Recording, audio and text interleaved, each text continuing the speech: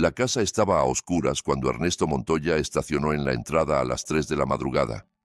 Había regresado 3 días antes de lo previsto, ya que el despliegue militar se había acortado tras una resolución diplomática que nadie esperaba, y él había tomado el primer transporte disponible desde la base. 16 horas de vuelo, otras 2 de trámites en el cuartel, y luego 9 horas de carretera hasta su hogar, en una zona rural de las montañas. Estaba agotado hasta los huesos, pero el pensamiento de ver la cara de su hija Emilia lo había mantenido despierto durante todo el trayecto. 6 meses. Eso era lo que había estado fuera esta vez. Emilia tenía 7 años ahora. Se había perdido su cumpleaños por 2 semanas. La culpa lo había carcomido durante cada patrulla, cada misión, pero este era su último despliegue. Ya había presentado sus papeles de retiro. Después de 12 años en los Rangers, Ernesto volvía a casa para siempre. Apagó el motor y se quedó sentado un momento saboreando la quietud. Sin morteros, sin disparos, solo grillos y el sonido distante del viento entre los pinos. La casa lucía exactamente como la había dejado. Las persianas azules que Brenda había insistido en poner, las jardineras, que probablemente estaban muertas ahora a finales de otoño, el columpio de llanta colgando del roble en el jardín delantero. Ernesto tomó su bolso militar y caminó silenciosamente hacia la puerta principal. Quería darles una sorpresa. Brenda probablemente estaría dormida, pero quizás Emilia había tenido una pesadilla y estaba despierta. Solía meterse en la cama con él cuando tenía miedo. El pensamiento lo hizo sonreír. La puerta no tenía llave. Eso fue lo primero que se sintió mal. Le había dicho a Brenda 100 veces que la cerrara, especialmente cuando él estaba desplegado. Ernesto la empujó lentamente, su entrenamiento tomando el control. La casa estaba demasiado silenciosa. No era la quietud pacífica del sueño. Era algo más. Avanzó por la sala. Platos en el fregadero. Correo esparcido sobre la encimera. El bolso de Brenda sobre la mesa. Subió las escaleras con cada paso cuidadoso y deliberado. La puerta de su habitación estaba abierta. Brenda estaba allí, desparramada sobre la cama, con la ropa que había usado ese día, un brazo colgando del borde. Una botella de vino vacía en la mesita de noche. La mandíbula de Ernesto se tensó. Se dirigió a la habitación de Emilia, empujando la puerta decorada con calcomanías de princesas que ella misma había escogido antes de que él partiera. Vacía. La cama estaba tendida. Su conejo de peluche, el señor Saltarín, con el que dormía desde que tenía 2 años, no estaba. Sus zapatos no estaban junto a la puerta. Ernesto volvió al dormitorio en 3 zancadas y sacudió el hombro de Brenda más fuerte de lo que pretendía. Ella despertó sobresaltada, con los ojos desenfocados. «Ernesto, ¿qué? No se supone que estés... ¿Dónde está Emilia?» Brenda parpadeó, tratando de procesar. «¿Qué hora es? ¿Dónde está nuestra hija?» Su voz era plana, controlada. La voz que usaba cuando las cosas iban mal en una misión y el pánico podía matar gente. «Está en casa de mi madre. Te lo dije en el correo electrónico». «¿Qué correo? No recibí ningún correo. ¿Por qué está en casa de tu madre a las 3 de la madrugada?» «¿Son las 3?» Brenda se incorporó pasándose las manos por el cabello. «Ha estado allí desde el martes. Mamá la ha estado cuidando mientras yo tenía algunas cosas que resolver, asuntos del trabajo». Ernesto miró fijamente a su esposa. En 12 años de matrimonio, había aprendido a leer a las personas. Era una habilidad de supervivencia. Y en este momento, cada instinto que tenía le gritaba que algo estaba mal. Brenda no lo miraba a los ojos. Sus manos temblaban, y no solo por haber sido despertada. «Voy a buscarla». «Ernesto, es medianoche». Pero él ya estaba bajando las escaleras, saliendo por la puerta, subiéndose a su camioneta. La madre de Brenda vivía a 40 minutos, más adentro en las montañas. Mirta Salvatierra nunca le había agradado, y el sentimiento era mutuo. Era una mujer dura, fría de una manera que no tenía nada que ver con los inviernos montañeses. Dirigía una especie de centro de retiros en su propiedad. Consejería espiritual, lo llamaba ella. Ernesto lo llamaba una estafa. Los caminos estaban vacíos. Forzó la camioneta más de lo debido, tomando las curvas de montaña a toda velocidad. Sus manos estaban firmes en el volante, pero su mente iba a 1000 por hora. Martes. Emilia había estado allí desde el martes. 4 días. ¿Por qué Brenda no lo había mencionado en su última videollamada? ¿Por qué había enviado a su hija con su madre? La propiedad de Mirta estaba apartada del camino, un largo sendero de grava que conducía a una amplia casa de campo. Las luces estaban encendidas. Eso fue lo segundo que se sintió mal. Nadie estaba despierto a esa hora. Ernesto estacionó y bajó. La puerta principal se abrió antes de que llegara a ella. Mirta Salvatierra estaba en el umbral, silueteada por las duras luces interiores. Era una mujer alta, delgada como un junco, con cabello gris recogido en un moño severo. Llevaba un camisón largo y una expresión que podría haber sido de preocupación en el rostro de cualquier otra persona. En el de ella parecía un cálculo. Ernesto. Brenda llamó. Dijo que venías. ¿Dónde está Emilia? Está dormida. No deberías... Él la pasó de largo. La casa olía a cloro y a algo más. Algo orgánico y desagradable debajo. Emilia. Vas a despertar a los otros niños. La voz de Mirta era cortante. Ernesto se detuvo. ¿Qué otros niños? Dirijo un programa aquí. Niños problemáticos. Sus padres me los envían para disciplina y guía espiritual. Él había sabido del programa, pero nunca le había prestado mucha atención. Ahora, mirando el rostro de Mirta, algo frío se instaló en su estómago. ¿Dónde está Emilia? Está en el patio trasero teniendo tiempo de reflexión. Ernesto ya estaba moviéndose antes de que ella terminara la frase. A través de la cocina, por la puerta trasera. El patio se extendía hacia la oscuridad, bordeado por el bosque. Podía ver formas a la luz de la luna, estructuras que parecían pequeños cobertizos o construcciones anexas. Emilia. Su voz resonó entre los árboles. Un pequeño sonido. Llanto. Corrió hacia él, sacando su teléfono para usar la linterna. El haz de luz captó algo que lo hizo detenerse en seco. Un hoyo en el suelo, de quizás 1,20 m de profundidad y 1 metro de ancho, y parada dentro, temblando en su pijama, estaba Emilia. ¡Papi! Su voz era tan pequeña. Ernesto estaba en el hoyo en segundos, levantándola. Ella estaba helada, su pijama empapada de lodo y rocío. Envolvió sus brazos alrededor de su cuello y no lo soltaba. «Te tengo, bebé. Te tengo». Se quitó la chaqueta y la envolvió en ella. Estaba temblando violentamente. «¿Cuánto tiempo has estado aquí afuera?» «No sé». La abuela dijo... Comenzó a sollozar ahora, las palabras apenas coherentes.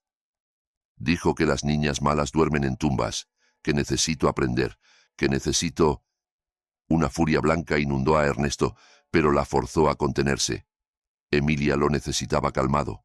Necesitaba calentarla y ponerla a salvo. Después se ocuparía de Mirta. «Papi, no mires en el otro hoyo». El susurro de Emilia cortó sus pensamientos. «Por favor, no mires».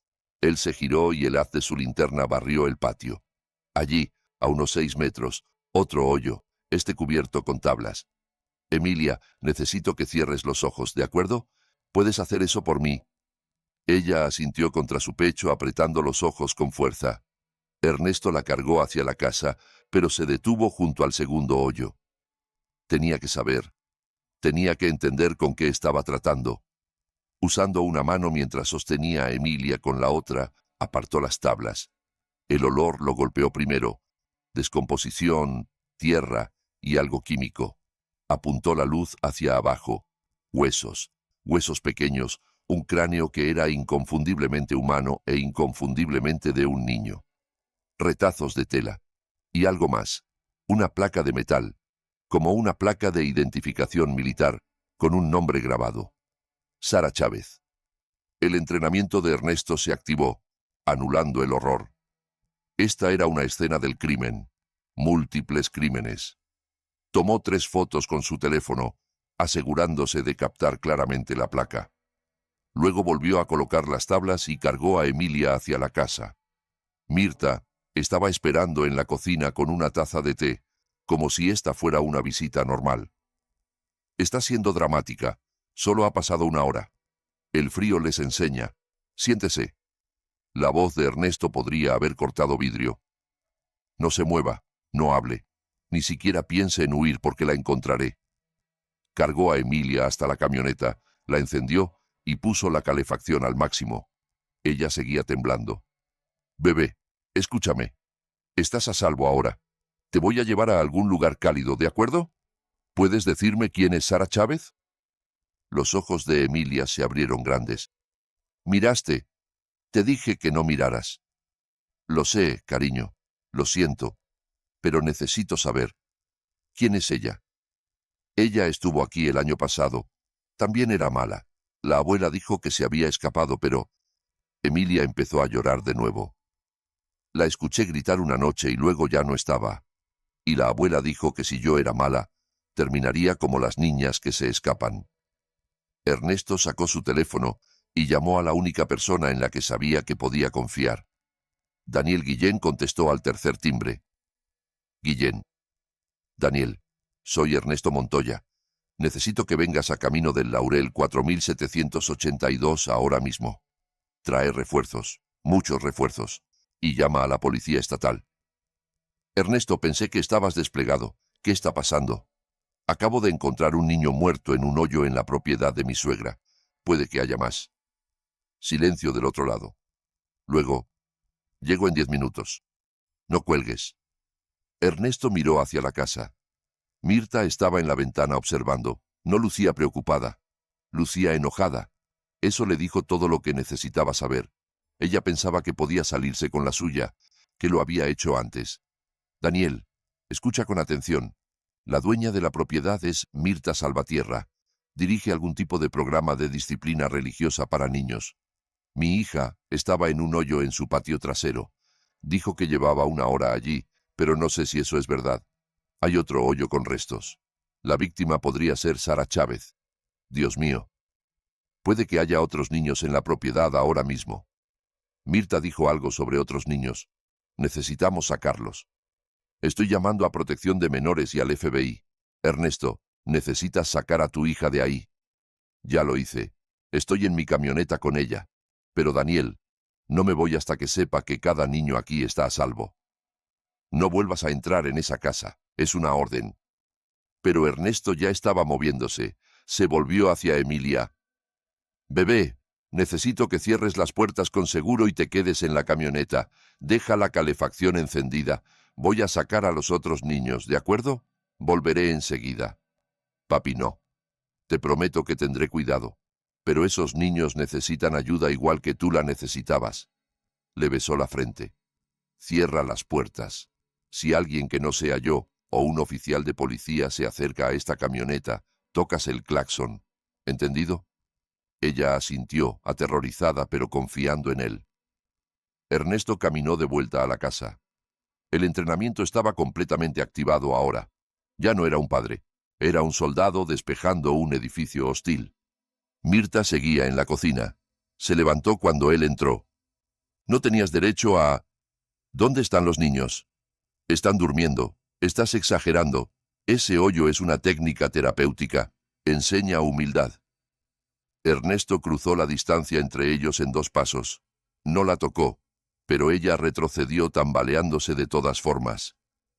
Te lo voy a preguntar una vez más. ¿Dónde están los niños? Arriba, pero están bien.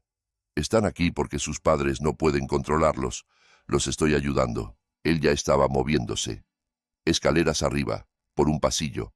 La primera puerta estaba cerrada con llave desde afuera. La derribó de una patada.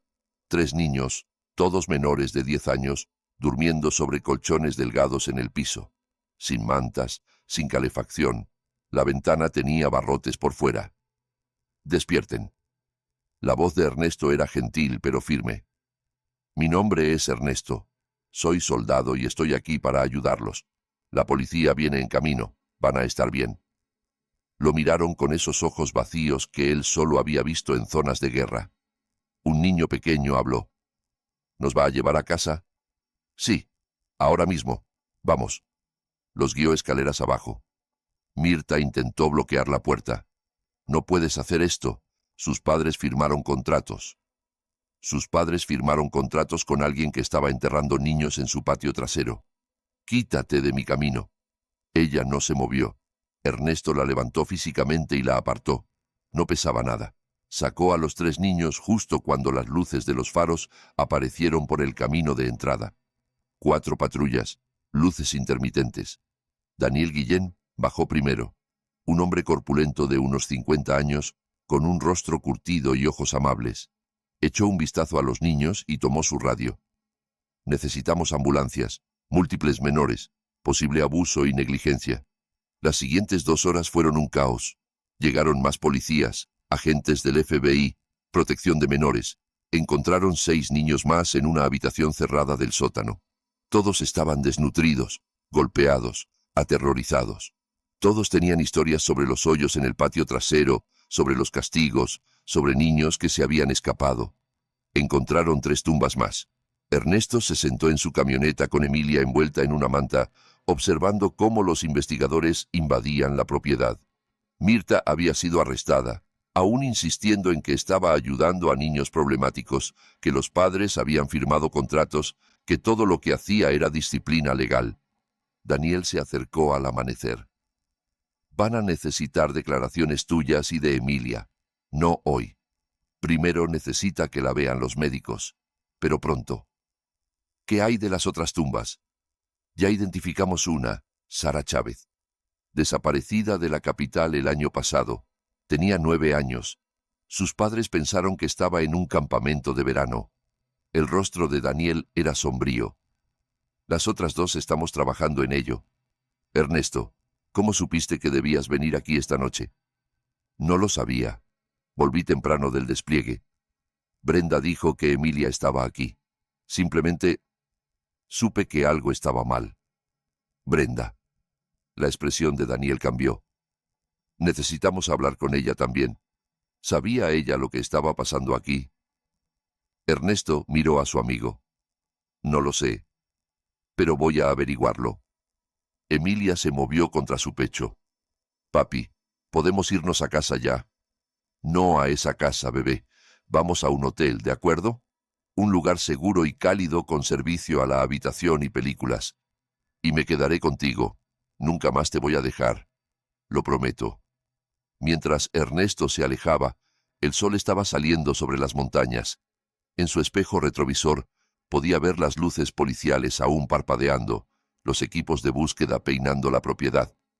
Pensó en los padres de esos niños recibiendo llamadas telefónicas ahora mismo que los destruirían. Pensó en los padres de Sara Chávez finalmente obteniendo respuestas después de un año de no saber. Y pensó en Brenda, dormida en su cama, que había enviado a su hija a esa casa, que sabía que Mirta dirigía un programa de disciplina para niños problemáticos, pero la había enviado de todos modos. Emilia no era problemática. Era una niña dulce, inteligente y feliz. Entonces, ¿por qué Brenda la había enviado donde Mirta? Las manos de Ernesto se apretaron en el volante. Había sido entrenado para combatir enemigos en el extranjero. Pero ahora se daba cuenta de que el verdadero enemigo había estado aquí todo el tiempo, escondido a plena vista, y se aseguraría de que cada persona responsable pagara por lo que había hecho, empezando por su esposa. La habitación del hotel era cálida y luminosa, nada parecida a la oscuridad fría de la propiedad de Mirta. Ernesto había conseguido una suite con 2 camas, y Emilia finalmente se había dormido alrededor del mediodía después de que un médico del hospital viniera a examinarla. Hipotermia leve, moretones, trauma. El médico había sido gentil pero exhaustivo, documentando todo, tomando fotos de las lesiones. Evidencia. «Va a necesitar terapia», había dicho el doctor en voz baja junto a la puerta. Lo que experimentó, los niños no simplemente superan eso. Ahora Emilia dormía y Ernesto estaba sentado junto a la ventana con su laptop, haciendo búsquedas que debería haber hecho años atrás. Mirta Salvatierra. Centro de Retiro Espiritual Nuevos Comienzos. ¿Cómo nunca había investigado esto? Porque confiabas en Brenda. le respondió una voz en su cabeza. Porque era tu esposa, y le creíste cuando dijo que su madre estaba ayudando a niños problemáticos a encontrar a Dios. Los resultados de la búsqueda le revolvieron el estómago. El sitio web lucía profesional. Testimonios de padres agradecidos. Fotos de niños sonrientes. Versículos bíblicos sobre disciplina y redención. Pero cuando Ernesto profundizó en foros y sitios de reseñas, encontró historias diferentes. Un padre escribió: enviamos a nuestra hija allí por 3 meses. Cuando regresó, no hablaba. Solo lloraba y tenía pesadillas. Preguntamos qué había pasado y ella dijo que si contaba, la pondrían bajo tierra. Pensamos que estaba siendo dramática. Ahora desearía que hubiéramos escuchado. Otro comentaba: mi hijo estuvo allí una semana antes de que lo sacara. Había perdido 5 kilos y tenía marcas por todo el cuerpo. Mirta Salvatierra dijo que era disciplina espiritual y que estábamos interfiriendo con su salvación. Llamé a la policía, pero dijeron que era un asunto familiar. Ernesto siguió investigando. Encontró un artículo de noticias de 3 años atrás sobre una investigación del condado. Protección de Menores había visitado la propiedad tras una queja. No habían encontrado nada irregular. La queja había sido descartada como de un padre descontento. Buscó el nombre de la investigadora, Cristina Salazar. Luego la buscó a ella. Se había jubilado el año pasado. Había comprado una casa en Florida, una casa muy bonita. Demasiado bonita para la pensión de una trabajadora social del condado. Ernesto se reclinó. Las piezas estaban empezando a encajar, y no le gustaba la imagen que formaban. Mirta había estado haciendo esto durante años. Múltiples niños habían sido lastimados, y al menos 4 habían muerto. Pero ella había seguido operando porque alguien la estaba protegiendo. Su teléfono sonó. El nombre de Diego Molina apareció en la pantalla. Hermano. La voz de Diego era firme, calmada. Habían servido juntos durante 8 años. Daniel me llamó. Dijo que encontraste algo muy gordo. Sí. Ernesto miró a Emilia. Sigue durmiendo. ¿Todavía estás en el sur? Puedo estar ahí en 6 horas. ¿Me necesitas? Necesito saber en quién puedo confiar. Daniel es de fiar. Pero hay algo más grande aquí, Diego. Personas estaban protegiendo lo que estaba sucediendo. Una trabajadora social recibió sobornos. Probablemente policías también. ¿Qué necesitas? ¿Puedes investigar un poco? Discretamente. Mirta Salvatierra, Cristina Salazar, cualquiera conectado con esa propiedad. Sigue el rastro del dinero. Ernesto, ¿cómo está Emilia? Viva. Eso es todo lo que importa ahora. ¿Y Brenda? Ernesto miró por la ventana. Me voy a encargar de eso hoy. Después de colgar, se sentó por un largo momento pensando. Luego abrió su correo electrónico y comenzó a escribir. Asunto. Renuncia. Después de 12 años había terminado. Emilia lo necesitaba más de lo que el ejército lo necesitaba. Su teléfono vibró. Era Brenda. ¿Dónde estás? La policía estuvo aquí. Preguntaron por mamá. ¿Qué está pasando? Ernesto no respondió. En cambio, abrió las fotos que había tomado de la tumba con los restos de Sara Chávez. Las miró por un largo rato, memorizando cada detalle. Luego abrió un documento nuevo y empezó a escribir todo lo que había visto, todo lo que Emilia le había contado, cada detalle que podía recordar. Esto iría a juicio. Necesitaba estar preparado. Alrededor de las 3 de la tarde, Emilia despertó. Miró alrededor de la habitación desconocida, presa del pánico por un momento. Luego vio a Ernesto y se relajó. «Hola, bebé. ¿Cómo te sientes? ¿Cansada?» Ella se sentó lentamente. «¿La abuela está en la cárcel?» «Sí». «Bien». La voz de Emilia era dura de una manera que le rompió el corazón a Ernesto. 7 años y ya sabía que algunas personas eran malvadas. «Papi, ¿vamos a volver con mamá?» Esa era la pregunta, ¿no? Ernesto se acercó y se sentó al borde de su cama.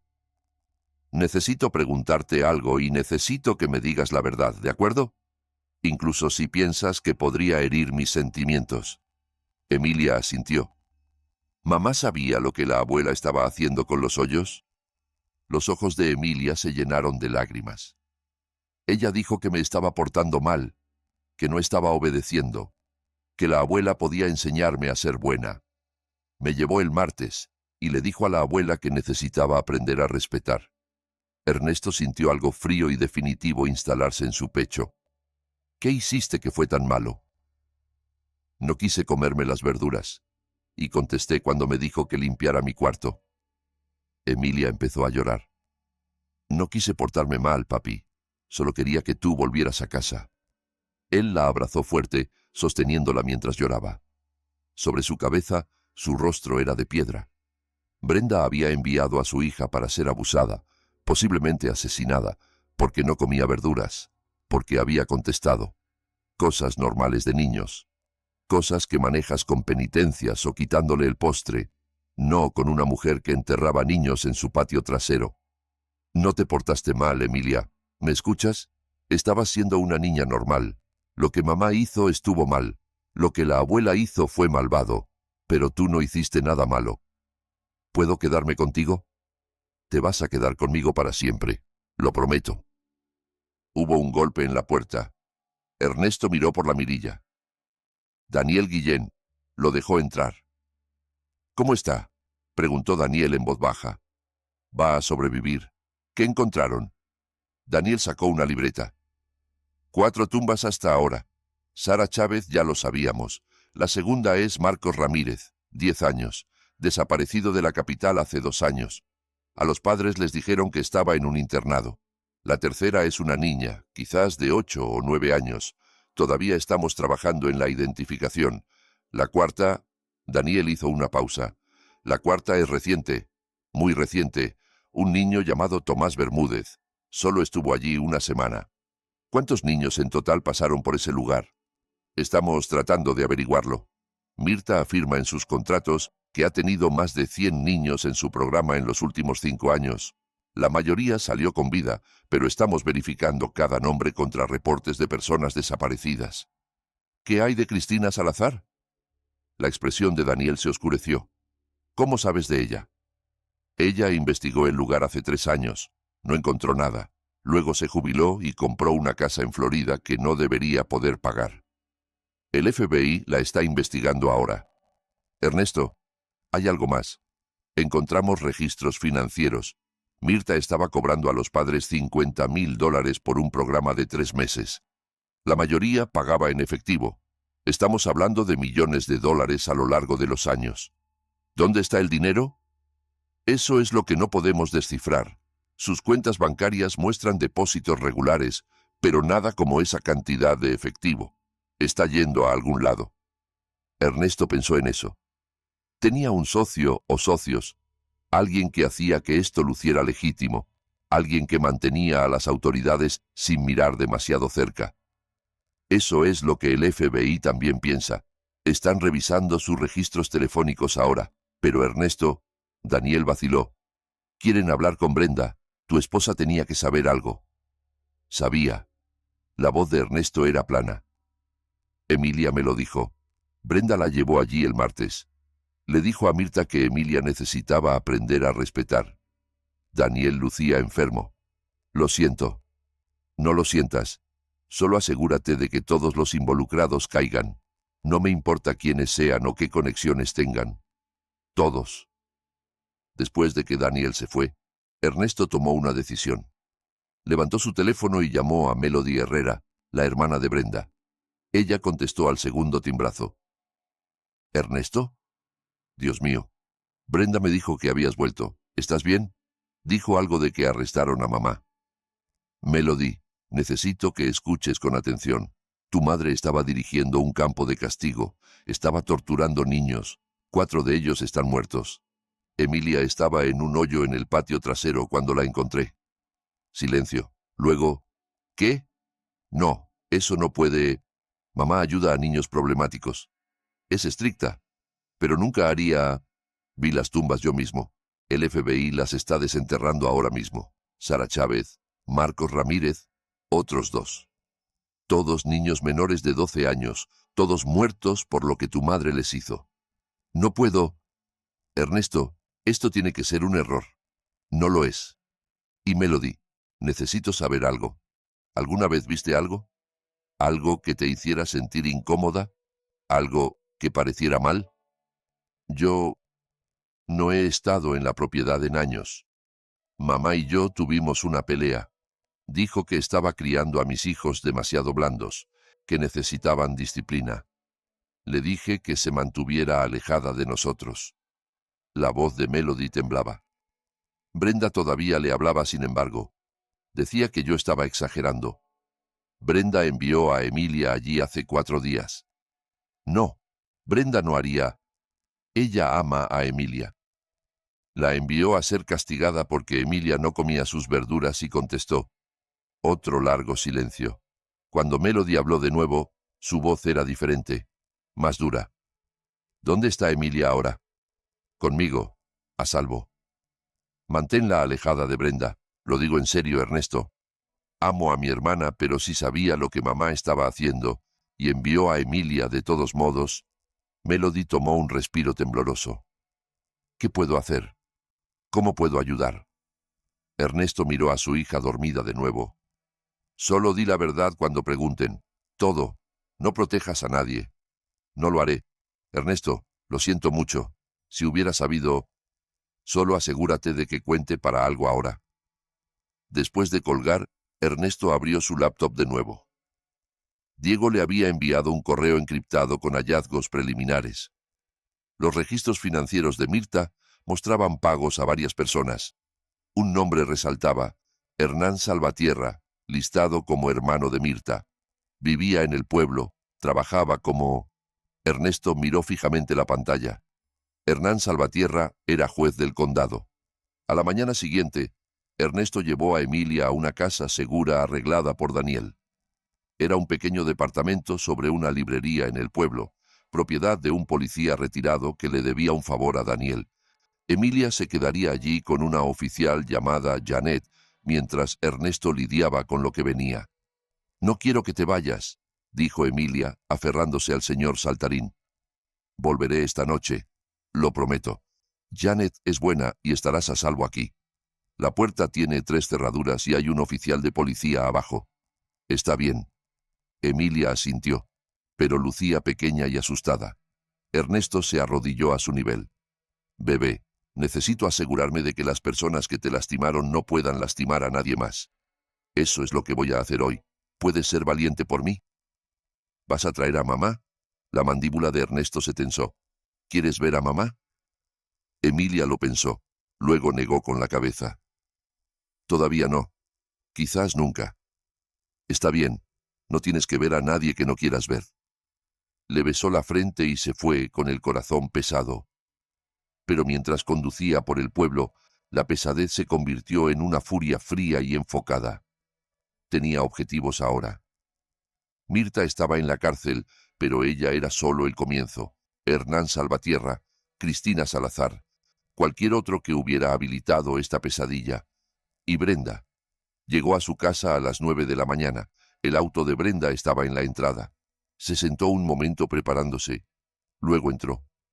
Brenda estaba en la cocina luciendo demacrada. No había dormido. Cuando lo vio, se levantó rápidamente. «Ernesto, por fin. La policía no me dice nada. Se llevaron a mamá. Están diciendo que ella... Pero es ridículo. Tienes que decirles. ¿Dónde está Emilia?» «No sé. Asumí que estaba contigo. Ernesto, ¿qué está pasando? ¿Por qué me miras así?» «Estoy tratando de decidir si mi esposa es estúpida o malvada». El rostro de Brenda se puso blanco. «¿Qué? Enviaste a nuestra hija con una mujer que tortura niños, que ha asesinado al menos a 4 que sepamos. La llevaste allí el martes y le dijiste a Mirta que necesitaba aprender a respetar». «Yo no... No es así. El programa de mamá es estricto, pero funciona. Ayuda a niños problemáticos». «Emilia no es problemática». La voz de Ernesto crujió como un látigo. «Tiene 7 años. No comía sus verduras. Eso no es problemático, Brenda. Eso es normal. Se estaba saliendo de control, contestando, no obedeciendo. Entonces la enviaste a ser enterrada viva en un hoyo en el suelo». La boca de Brenda se abrió y cerró. «Eso no. Mamá no haría». Yo mismo saqué a Emilia de ese hoyo. Eran las 2 de la mañana y hacía un frío de muerte. Había estado parada en lodo y agua helada por más de 1 hora llorando, aterrorizada. Me dijo que si miraba en el otro hoyo. Ernesto se detuvo forzándose a mantener la calma. Había un niño muerto en el otro hoyo, Brenda. Una niña de 9 años llamada Sara Chávez. Sus huesos todavía estaban allí. No. Brenda se sentó pesadamente. No, eso no es posible. Mamá dijo que los niños que se escapan del programa a veces esparcen rumores. Pero, ¿alguna vez visitaste? ¿Alguna vez viste realmente lo que ella estaba haciendo? Silencio. Respóndeme. Confiaba en ella. La voz de Brenda estaba subiendo. Es mi madre. Dijo que el programa era duro pero efectivo. Que a veces los niños mienten para escapar. La creí. Ernesto miró fijamente a su esposa. ¿Cuándo enviaste a Emilia allí? El martes, ya te lo dije. ¿Por qué el martes específicamente? Brenda vaciló. Estaba teniendo una mala semana. Se negaba a hacer la tarea, haciendo desorden, contestando. Yo estaba estresada con el trabajo y simplemente no podía manejarlo. Entonces llamé a mamá. No podías manejarlo. Entonces enviaste a nuestra hija a un campo de tortura. No es un campo de tortura. Ella ayuda a niños. 4 niños muertos dicen lo contrario. Ernesto sacó su teléfono y le mostró una de las fotos de las tumbas. Brenda la miró y se puso verde. Corrió al fregadero y vomitó. Cuando regresó, limpiándose la boca, su rostro estaba pálido. No lo sabía, Ernesto. Te lo juro, no lo sabía. Pero sospechaste que algo estaba mal, ¿verdad? No, yo... Melody cortó a tu madre hace años. Dijo que era demasiado dura con los niños. Tú mantenías a Emilia alejada de Mirta la mayoría del tiempo. ¿Qué? Las manos de Brenda temblaban. Mamá podía ser intensa. Pensé que una exposición limitada estaba bien, que unos pocos días a la vez le enseñarían disciplina a Emilia ¿Sin qué? Sin quebrarla. Las palabras salieron como un susurro. Ernesto sintió algo dentro de él romperse. Sabías que podía quebrar a nuestra hija. Sabías que tu madre era peligrosa y enviaste a Emilia allí de todos modos. Pensé que podía controlarlo. Le dije a mamá que fuera gentil, que solo la asustara un poco. No puedes ser un poco malvado, Brenda. No puedes torturar a alguien un poco. Ernesto estaba gritando ahora. Emilia está traumatizada. Tiene hipotermia y moretones, y no confía en nadie. Preguntó si tiene que verte de nuevo, y no supe qué decirle, porque su propia madre la envió al infierno. Brenda estaba llorando. No quise que esto pasara. Estaba tan cansada. Tú no estabas y ella era tan difícil y pensé... No pensaste. Ese es el problema. La voz de Ernesto se volvió fría. Empaca tus cosas. Te vas. Esta también es mi casa. No me importa. Te vas hoy. Y si peleas por esto, me aseguraré de que todos sepan lo que hiciste. Tu trabajo, tus amigos, todos.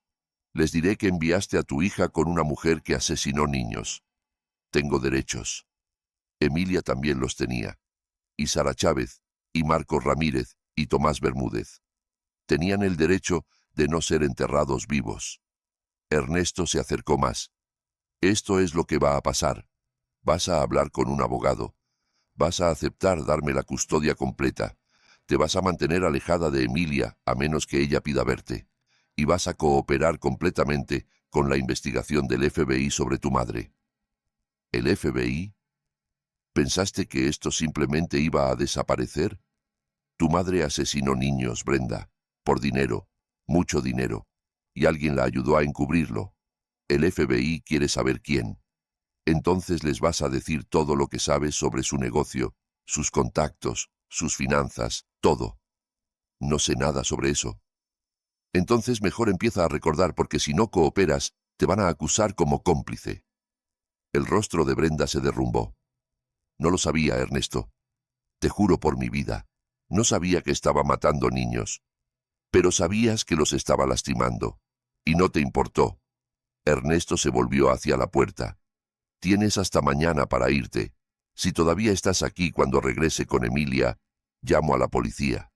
La dejó allí, llorando en la cocina de la casa que habían comprado juntos 8 años atrás. La casa donde trajeron a Emilia del hospital. La casa donde él pensó que estaban construyendo una vida. Todo era cenizas ahora. Ernesto fue a reunirse con Diego en una cafetería a las afueras del pueblo. Su amigo ya estaba allí, con la laptop abierta, luciendo cansado. «Te ves terrible», dijo Diego. «Me siento peor. ¿Qué encontraste?» Diego sacó una carpeta. Hernán Salvatierra, el hermano de Mirta. Ha sido juez del condado durante 15 años. Maneja casos juveniles, tribunal de familia. Adivina qué pasa cuando los padres se quejan del programa de Mirta. Déjame adivinar. Los casos se desestiman. Exacto. Encontré 6 quejas en los últimos 5 años. Todas fueron al tribunal de Hernán. Todas desestimadas como disputas familiares o alegaciones infundadas. 3 de esos niños ahora están desaparecidos. Las manos de Ernesto se apretaron. Él sabía. Se pone mejor. Cristina Salazar, la trabajadora social. Es la ex esposa de Hernán. Se divorciaron hace 10 años, pero revisé sus registros financieros. Ha estado recibiendo pagos regulares de una empresa llamada Nuevos Comienzos Holdings. Adivina quién es dueño de esa empresa. Hernán y Mirta, al 50% cada uno. La empresa ha estado recolectando las tarifas de los padres, lavando el dinero a través de varias cuentas y luego pagándole a Mirta, Hernán y Cristina. Estamos hablando de $3 millones en 5 años. Ernesto se reclinó. Entonces Hernán proporciona protección legal, Cristina maneja cualquier investigación estatal y Mirta dirige la operación. Esa es la teoría. El FBI está armando el caso ahora. Pero Ernesto, la expresión de Diego se volvió seria. Puede que haya más personas involucradas. Encontré pagos a una firma de consultoría que parece no existir. Y hay huecos en los registros financieros. Dinero saliendo que no podemos rastrear. ¿Quién más podría estar involucrado? No sé todavía, pero alguien con suficiente influencia para asegurarse de que no hubiera investigaciones reales.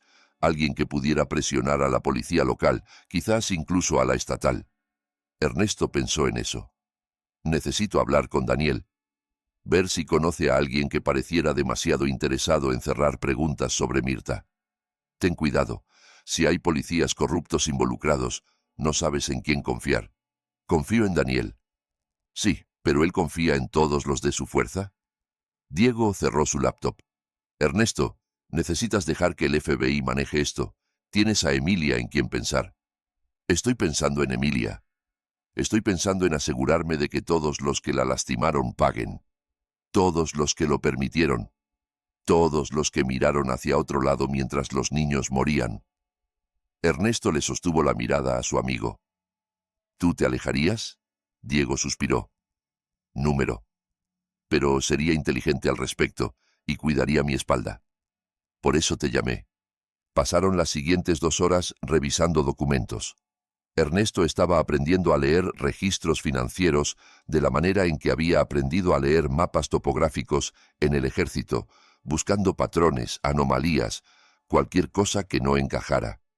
Y había cosas que no encajaban, grandes retiros de efectivo de las cuentas de la empresa cada mes. Siempre el día 15, siempre la misma cantidad, $10,000, remontándose 3 años. Dinero de protección, sugirió Ernesto. Tal vez le están pagando a alguien por algo. Podrían ser sobornos o chantaje. El teléfono de Ernesto sonó. Daniel, habla. Tenemos algo. Mirta está hablando, tratando de conseguir un trato. Afirma que la coaccionaron, que alguien la obligó a seguir con el programa incluso cuando quería parar. Probablemente está mintiendo, pero su abogado dice que tiene pruebas, nombres de personas involucradas. Quiere inmunidad a cambio de testificar. No se la den. No es mi decisión. Es del FBI y los fiscales. Pero Ernesto mencionó a Brenda. Dijo que tu esposa sabe más de lo que dice. Ernesto cerró los ojos. ¿Qué dijo exactamente? que Brenda ayudó a reclutar a algunas de las familias, que identificaba niños que necesitaban corrección y recomendaba el programa a sus padres. Mirta afirma que Brenda recibía una comisión por cada referencia. La cafetería pareció inclinarse. ¿Cuánto? $5.000 por niño. Ernesto desconectó y miró fijamente su teléfono. Brenda había enviado a Emilia donde Mirta, pero según Mirta, también había enviado a los hijos de otras personas. Por dinero. Diego lo estaba observando. ¿Qué pasa? Brenda no era solo una víctima de la manipulación de su madre. Era parte de todo. Sí. Ernesto se puso de pie. Necesito ir a algún lugar. ¿A dónde? A tener otra conversación con mi esposa. Y esta vez me va a decir toda la verdad. La encontró en casa de su hermana. Melody abrió la puerta, con el rostro duro. Está en la cocina. Y Ernesto, lo que sea que vayas a hacer, se lo merece. Brenda estaba sentada a la mesa de Melody con una taza de café. Miró hacia arriba cuando Ernesto entró y su rostro palideció. Solo me iba. Siéntate, Ernesto, siéntate. Ella se sentó. Melody se quedó en el umbral con los brazos cruzados. Ernesto se apoyó contra la encimera. El FBI habló con tu madre. Está tratando de conseguir un trato. Dijo que ayudaste a reclutar familias, que recibiste $5.000 por cada niño que le enviaste. ¿Es verdad? El silencio de Brenda fue respuesta suficiente. ¿Cuántos? La voz de Ernesto era mortalmente tranquila. No sé, quizás 20, a lo largo de 3 años. 20 niños. Enviaste a 20 niños a ser torturados por dinero. No se suponía que fuera tortura. Mamá dijo que era un programa de amor firme, que los niños necesitaban disciplina. Los padres estaban desesperados. Entonces explotaste a padres desesperados y traumatizaste a sus hijos por $100.000. Melody hizo un sonido de disgusto. Brenda, ¿qué demonios te pasa? No entienden, necesitábamos el dinero. Ernesto estaba desplegado, su salario no era suficiente, y yo tenía deudas de antes de que nos casáramos. Teníamos suficiente, gritó Ernesto. Teníamos una casa, comida, todo lo que necesitábamos. ¿Me estás diciendo que vendiste niños por qué? ¿Un auto nuevo? ¿Vacaciones? Brenda estaba llorando de nuevo. Lo siento mucho, no pensé que nadie saldría lastimado. Mamá dijo que era seguro. 4 niños están muertos. 4. ¿Cómo es eso seguro? Ernesto temblaba de rabia. ¿Sabías de las tumbas? No, te juro que no sabía de eso. Cuando mamá me contaba de niños que se escapaban, le creí. Pensé que simplemente se iban. ¿Pensaste que niños problemáticos simplemente se iban caminando a las montañas y a sus padres no les importaba? ¿No pensaste que eso era sospechoso? Brenda no tenía respuesta. Ernesto sacó su teléfono. El FBI va a querer hablar contigo. Las familias que reclutaste van a querer respuestas y me voy a asegurar de que cada persona sepa lo que hiciste. Por favor. Brenda lo alcanzó. Por favor, Ernesto, cometí un error. Fui estúpida y codiciosa, y lo siento mucho, pero sigo siendo la madre de Emilia. La amo. La enviaste a un campo de tortura por $5.000. No, no cobré dinero por Emilia. Es mi hija. Solo pensaste que podías salirte con la tuya una vez más. Pensaste que ella volvería asustada y enderezada y tú seguirías enviando a los hijos de otras personas por dinero. Ernesto retrocedió de su mano extendida. Mantente alejada de nosotros, de los dos. No llames, no mandes mensajes, no intentes ver a Emilia. Si te veo cerca de ella te haré arrestar. No puedes alejarme de mi hija. Mírame. Estás a punto de ser acusada de poner en peligro a un menor, conspiración y probablemente tráfico. Para cuando esto termine, tendrás suerte si no estás en prisión. Lo único que te mantiene fuera ahora mismo es que estás cooperando con el FBI. Ernesto se dirigió a la puerta. Melody, gracias por ser honesta. Lamento que tu familia se esté derrumbando. Lamento no haber visto esto venir, dijo Melody en voz baja. Debí haber presionado más, haberme mantenido en contacto con mamá. Quizás podría haber... Esto no es culpa tuya. No te culpes por la maldad de otros. Mientras Ernesto se alejaba, su teléfono sonó. Número desconocido. Ernesto Montoya. Sí. Soy el agente Francisco Moreno del FBI. Necesito que venga para una entrevista hoy, si es posible. Puedo estar ahí en 20 minutos. Bien. Y señor Montoya, traiga a su abogado. Vamos a hablar de cargos serios. La mano de Ernesto se apretó en el volante. ¿Contra quién? Todos. Estamos construyendo un caso bajo la ley Rico. Crimen organizado, conspiración, tráfico de menores, asesinato. Esto es más grande que su suegra. Vamos por todos los involucrados. Bien. Debo advertirle. Su esposa es un objetivo. Creemos que fue cómplice en el reclutamiento de niños para el programa. Si coopera, quizás podamos reducir los cargos, pero está mirando tiempo en prisión. No me importa lo que le pase a ella, solo asegúrense de atrapar a todos. Lo haremos, pero señor Montoya, cuídese la espalda. Las personas involucradas en esto tienen dinero y conexiones. No van a caer fácilmente. Después de colgar, Ernesto hizo una última llamada a un abogado amigo de su unidad que ahora trabajaba en una firma grande en la capital. Tomás Peña. Tomás, soy Ernesto Montoya. Necesito ayuda. Necesito al mejor abogado de familia que conozcas y necesito a alguien que pueda manejar un caso federal. ¿Qué tipo de caso federal? Tráfico de niños, crimen organizado, asesinato. Y necesito asegurarme de obtener la custodia de mi hija. Dios mío, Ernesto, ¿qué pasó? ¿Cuánto tiempo tienes? Para ti, todo el tiempo del mundo. Empieza a hablar. Mientras Ernesto explicaba toda la pesadilla, sintió algo cambiando dentro de él. La rabia seguía allí, ardiendo caliente y pura, pero debajo de ella había algo más frío, algo calculador. El ejército le había enseñado cómo pelear, cómo planificar, cómo ejecutar operaciones complejas contra enemigos atrincherados. Había liderado misiones en algunos de los territorios más hostiles de la Tierra, y ahora iba a usar cada habilidad que tenía para destruir a las personas que habían lastimado a su hija. No solo a Mirta, no solo a Brenda, a todos. Cada persona que había mirado hacia otro lado, aceptado un soborno, permitido la tortura y el asesinato de niños. Pensaban que estaban a salvo porque tenían dinero y conexiones, porque se habían salido con la suya durante años.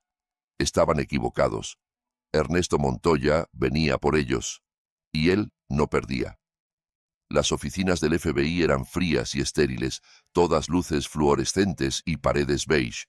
Ernesto se sentó frente al agente Moreno y otra agente, una mujer llamada Chávez. Nombre apropiado, dado lo que había encontrado.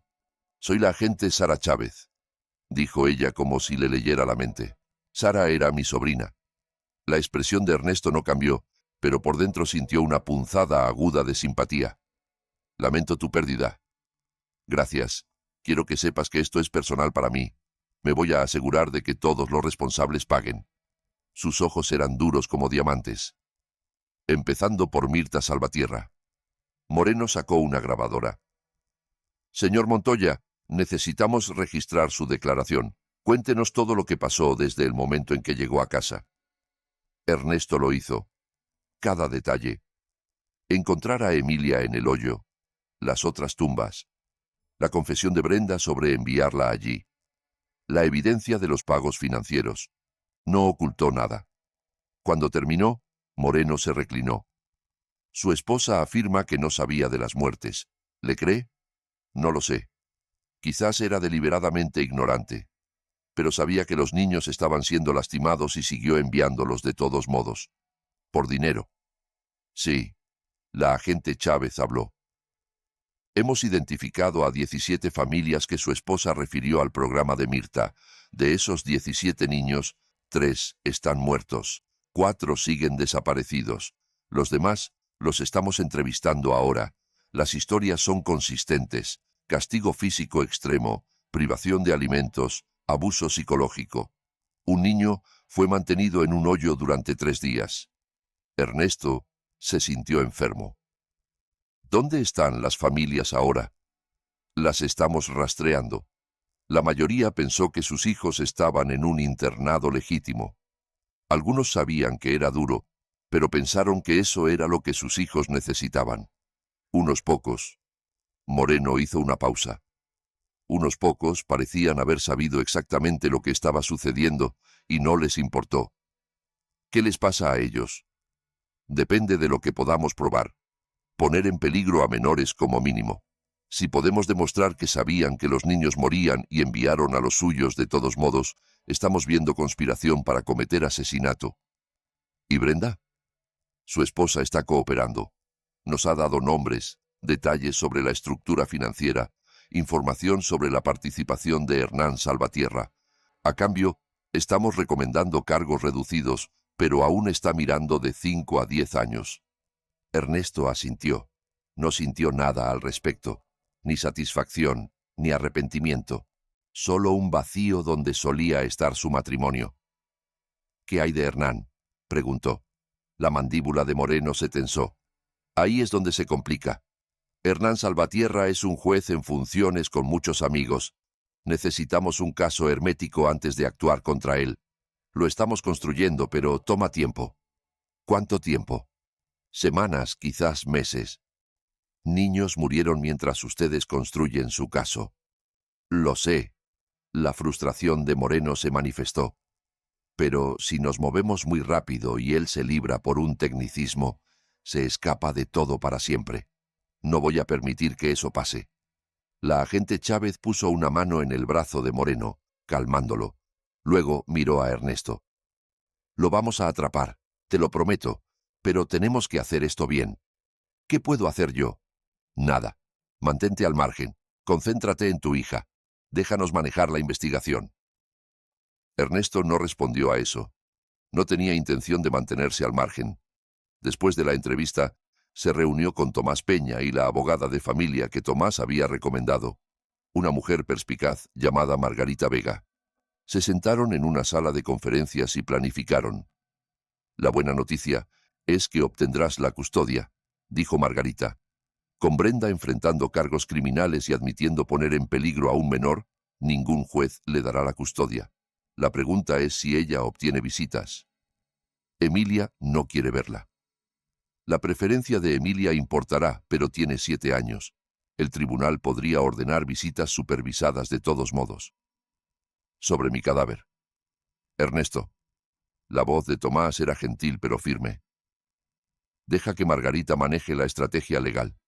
Si presionas demasiado fuerte, podría ser contraproducente. Brenda envió a nuestra hija a ser torturada por dinero. No hay escenario en el que merezca ver a Emilia. Estoy de acuerdo, dijo Margarita. Y ese es el argumento que haremos. Pero tenemos que seguir el proceso, solicitar el divorcio, solicitar la custodia, documentar todo, construir un caso tan abrumador que ningún juez pueda fallar en tu contra. ¿Cuánto tiempo? El divorcio tomará meses. La custodia podría ser más rápida dadas las circunstancias. Presentaré mociones de emergencia mañana. Hazlo. Después de que se fueron, Ernesto se sentó en su camioneta pensando. El FBI estaba construyendo su caso. Sus abogados estaban construyendo el suyo. Todos seguían el proceso, jugando según las reglas. Pero Ernesto no estaba limitado por las mismas reglas. Era un civil ahora, un padre protegiendo a su hija. Y a veces la justicia no podía esperar a los tribunales. Sacó su teléfono y llamó a Diego. Necesito que hagas algo por mí. No es legal. Me lo imaginaba. ¿Qué necesitas? Hernán Salvatierra. Necesito todo sobre él. Registros telefónicos, registros financieros, correos electrónicos, todo lo que pruebe lo que hizo. El FBI ya está obteniendo eso a través de órdenes judiciales. No quiero esperar a las órdenes judiciales. Lo quiero ahora. Silencio del otro lado. Luego, ¿sabes lo que estás pidiendo? Sí. Si nos atrapan, no nos van a atrapar. Tú me enseñaste a hacer esto en Afganistán, ¿recuerdas? Solo estamos aplicando esas habilidades aquí. Otra pausa. ¿Cuándo quieres empezar? Esta noche. Se encontraron en la habitación del motel de Diego con una laptop y equipo que definitivamente no era de grado civil. Diego tenía conexiones de sus días en el ejército, personas especializadas en inteligencia electrónica. La seguridad de Hernán es decente, pero no es gran cosa, dijo Diego tecleando. Wi-Fi doméstico estándar protegido con contraseña. Puedo craquearlo remotamente, pero tomará unas horas. Hazlo. ¿Qué hay de su teléfono? Más difícil. Si es inteligente, usa mensajería encriptada. Pero tipos como él siempre piensan que son intocables. Se vuelven descuidados. Mientras Diego trabajaba, Ernesto investigaba. Hernán Salvatierra había sido juez durante 15 años. Antes de eso, fiscal. Casado 2 veces, divorciado 2 veces, sin hijos. Su casa era una colonial modesta en un buen vecindario. No el tipo de lugar que esperarías de alguien que había hecho $3 millones del tráfico de niños. Está escondiendo el dinero en algún lugar, dijo Ernesto. Cuentas offshore probablemente. Las Caimán, Suiza, lugares que el FBI puede rastrear, pero toma tiempo. No tenemos tiempo. Diego lo miró. ¿Cuál es el plan aquí, Ernesto? Digamos que obtenemos todo. ¿Qué vas a hacer con ello? Asegurarme de que no pueda escapar de la justicia. Asegurarme de que si el caso del FBI se derrumba, él igual caiga. ¿Cómo? No he descifrado esa parte todavía. Trabajaron hasta las 3 de la madrugada. Para entonces, Diego tenía acceso a la red doméstica de Hernán, su correo electrónico y su almacenamiento en la nube. Lo que encontraron heló la sangre de Ernesto. Hojas de cálculo listando cada niño que había pasado por el programa de Mirta. Notas detalladas sobre cuáles eran problemáticos. Facturas por servicios de eliminación. Correos electrónicos discutiendo reducción de inventario y minimizar exposición. Estas personas habían reducido a los niños a líneas en un libro contable. Un correo de Hernán a Mirta, fechado 6 meses atrás. La niña Chávez está haciendo demasiadas preguntas. Encárgate. La respuesta de Mirta, resuelto, sin cabos sueltos. Sara Chávez había muerto porque hizo preguntas. Mándame todo esto, dijo Ernesto. Encriptado. Múltiples respaldos. ¿Qué vas a hacer? Un seguro. Si algo me pasa, si el caso del FBI se derrumba, si estas personas encuentran manera de escapar, esto se hace público. Cada medio de comunicación, cada plataforma de redes sociales, cada padre cuyos hijos pasaron por ese programa. Me aseguraré de que el mundo entero sepa lo que hicieron. Diego asintió. Estás jugando un juego peligroso. Ellos jugaron un juego peligroso con las vidas de los niños. Ahora es mi turno. Durante la siguiente semana, Ernesto construyó su caso. No para un tribunal, sino para el Tribunal de la Opinión Pública. Contactó periodistas, les dio antecedentes sobre la historia sin revelar su obtención ilegal de evidencia. Se conectó con padres cuyos hijos habían pasado por el programa. Documentó todo. Emilia estaba mejorando lentamente. La terapia ayudaba. Podía hablar sobre lo que había pasado sin llorar ahora.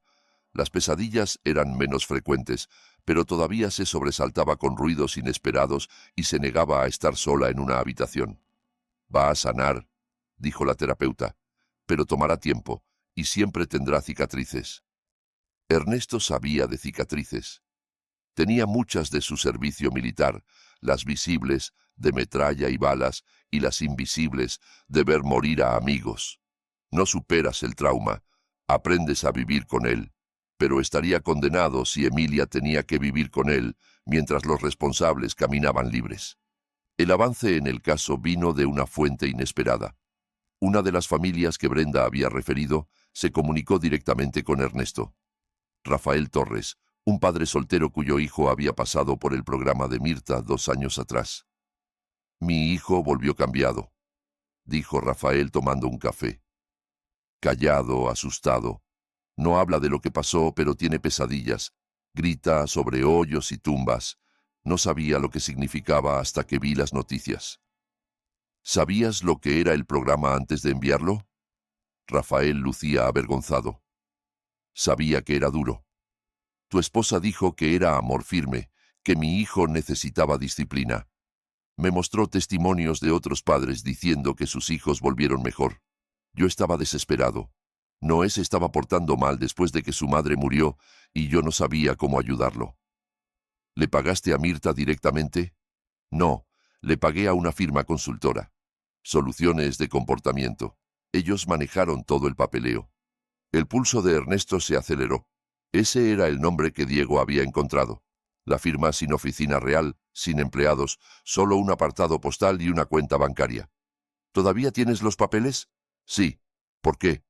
Porque creo que esa firma es la clave de todo. Tenía razón.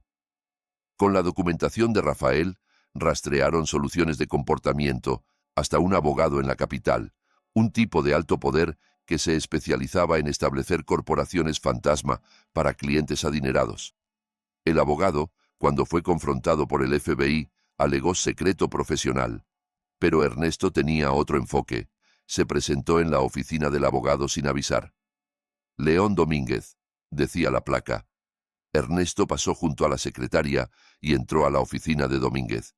Disculpe, no puede, protestó la secretaria. Está bien, dijo Ernesto, cerrando la puerta detrás de él. Domínguez era un hombre elegante en un traje caro, de unos 50 años, con el tipo de bronceado que viene de viajes de esquí y campos de golf. Levantó la vista, molesto. ¿Quién es usted? Ernesto Montoya. Mi hija fue torturada por uno de tus clientes. Tú estableciste la estructura financiera que les permitió esconder millones de dólares del tráfico de niños. La expresión de Domínguez se volvió cuidadosamente neutral. No sé de qué habla. Ernesto sacó una carpeta y la dejó caer en el escritorio. Soluciones de comportamiento, Nuevos Comienzos Holdings, 3 otras empresas fantasma en las Caimán.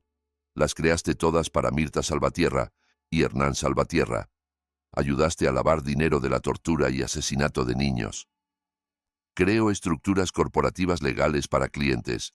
Lo que hagan con esas estructuras no es mi responsabilidad. Pero lo sabías. Tenías que saberlo. Nadie establece tantas empresas fantasma para un pequeño centro de retiro religioso, a menos que esté escondiendo algo. Domínguez se reclinó. Incluso si eso fuera cierto, y no estoy diciendo que lo sea, el secreto profesional protege mis comunicaciones con clientes. No te protege de ser un cómplice de asesinato. Yo no he asesinado a nadie. No, solo lo hiciste posible para que otros lo hicieran y se salieran con la suya. Por una tarifa. Ernesto se inclinó hacia adelante. ¿Cuánto te pagaron? ¿10%? ¿20%? ¿Cuánto vale un niño muerto para ti? Fuera de mi oficina. El FBI va a destrozar tu práctica. Cada cliente, cada cuenta, cada documento. Y cuando terminen vas a ir a prisión junto con los Salvatierra. Lo dudo. Tengo los mejores abogados del estado. Ernesto sonrió. No era una sonrisa agradable. ¿Sabes qué es gracioso? Encontré algo interesante mientras te investigaba. Tu hijo, León Domínguez, hijo. 15 años. Niño problemático por lo que escuché. Ha estado entrando y saliendo de terapia. Algunos problemas legales menores. El rostro de Domínguez palideció. No te atrevas. No estoy amenazando a tu hijo. Solo estoy diciendo que ayudaste a Mirta Salvatierra a ocultar el hecho de que estaba torturando niños problemáticos. Tu hijo es un niño problemático. ¿Cómo te sentirías si alguien lo enviara a un lugar como ese? Si terminara en un hoyo en el suelo llorando por su padre, preguntándose por qué lo dejaste pasar. Hijo de... Piénsalo. Luego piensa, si proteger a tus clientes vale la pena de proteger a tu propio hijo del mismo destino, porque personas como Mirta no se detienen, solo encuentran nuevas víctimas. Ernesto se puso de pie. El FBI estará aquí mañana con órdenes. Puedes cooperar y quizás mantener tu licencia de abogado. O puedes pelear y perderlo todo. Tú decides. Dejó a Domínguez sentado allí, temblando. Al día siguiente, Domínguez llamó al FBI. Quería hacer un trato. En 48 horas, toda la estructura financiera se desmoronó. Domínguez proporcionó documentos mostrando cómo fluía el dinero. Los padres pagaban a Soluciones de Comportamiento, que tomaba una comisión y pasaba el resto a Nuevos Comienzos Holdings, que distribuía a Mirta, Hernán y Cristina. También había pagos a otras 2 personas, un policía auxiliar y una supervisora estatal de protección de menores. El policía, un hombre llamado Carlos Bravo, había estado respondiendo a quejas sobre la propiedad de Mirta durante años. Siempre había presentado informes diciendo que no había evidencia de irregularidades. La supervisora, Cristina Núñez, había sido quien cerraba las investigaciones antes de que pudieran avanzar. El FBI los arrestó a todos en redadas coordinadas. Ernesto vio la cobertura de noticias con Emilia en su regazo. «Esa es la abuela», dijo Emilia, señalando las imágenes de Mirta siendo llevada a un juzgado esposada. «Sí, bebé. Se ve más pequeña en la televisión. Las personas malvadas siempre se ven así cuando las atrapan. El juicio no ocurriría en meses, pero la cobertura mediática fue inmediata y brutal. Cada medio de comunicación sacó historias sobre el campo de tortura, la cámara de los horrores en las montañas. Familias de las víctimas fueron entrevistadas. Los cuerpos de los 4 niños asesinados recibieron entierros dignos. La cara de Brenda estaba estampada en los titulares. Madre que vendió niños por ganancias. Trató de alegar que también era una víctima, que Mirta la había manipulado, pero la evidencia era demasiado condenatoria. El FBI tenía grabaciones de sus conversaciones con padres, promocionando el programa, describiendo cuán efectivo era, nunca mencionando el abuso. Ernesto solicitó el divorcio y la custodia de emergencia. La audiencia fue breve. Margarita presentó evidencia de la participación de Brenda en la red de tráfico, su admisión de poner en peligro a un menor y la declaración de Emilia de que no quería ver a su madre. El juez, no Hernán Salvatierra, quien había sido suspendido pendiente de su propio juicio, le otorgó a Ernesto la custodia completa sin visitas para Brenda. La señora Montoya ha demostrado un patrón de priorizar el dinero sobre la seguridad de su hija, dijo el juez. Hasta que pueda demostrar rehabilitación y remordimiento, representa un peligro para la menor. Brenda no peleó. Estaba demasiado ocupada negociando su propio acuerdo de culpabilidad. 5 años en prisión federal a cambio de testificar contra Hernán y los demás. Pero Ernesto no estaba satisfecho. Sí, todos iban a ir a prisión. Sí, se estaba haciendo justicia, pero no era suficiente. Estas personas habían destruido vidas, habían asesinado niños, habían hecho que Emilia estuviera parada en un hoyo llorando por su padre. Necesitaban sufrir como sus víctimas habían sufrido. Entonces Ernesto empezó a planear. No un ataque físico. No iba a tirar su libertad y dejar a Emilia sin padre. Pero había otras formas de hacer sufrir a la gente. Formas de asegurar que perdieran todo, no solo su libertad. Empezó con Hernán Salvatierra. El juicio del juez estaba programado para 3 meses después. Había sido liberado bajo fianza, $1 millón, que había pagado fácilmente.